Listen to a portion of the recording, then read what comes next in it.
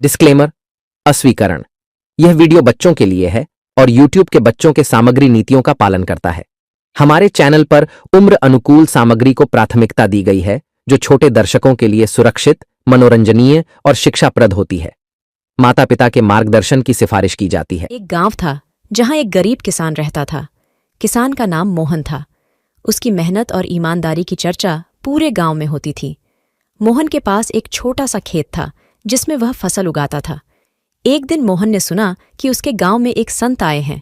संत को सभी सम्मान देते थे और उनकी बातें बड़े ध्यान से सुनते थे। मोहन ने भी सोचा कि वह संत से मिलने जाएगा और उनसे कुछ सीख लेगा।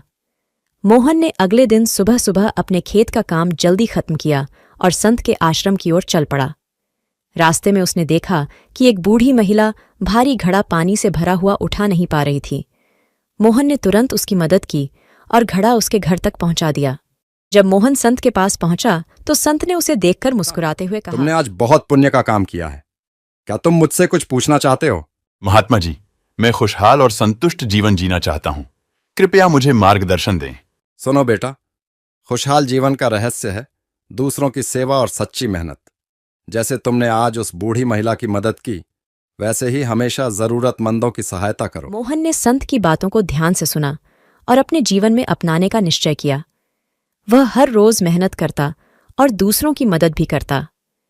धीरे धीरे उसका खेत और बड़ा हो गया और उसकी फसलें भी अच्छी होने लगीं।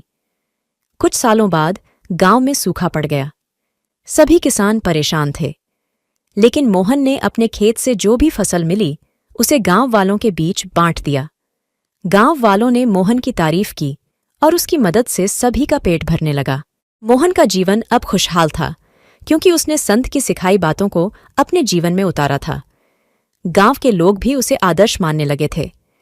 मोहन ने यह समझ लिया था कि सच्ची खुशी दूसरों की भलाई में ही है। इस कहानी से हमें यह सीख मिलती है कि सच्ची मेहनत और दूसरों की सहायता करने से हमारा जीवन खुशहाल और संतोषजनक बनता है।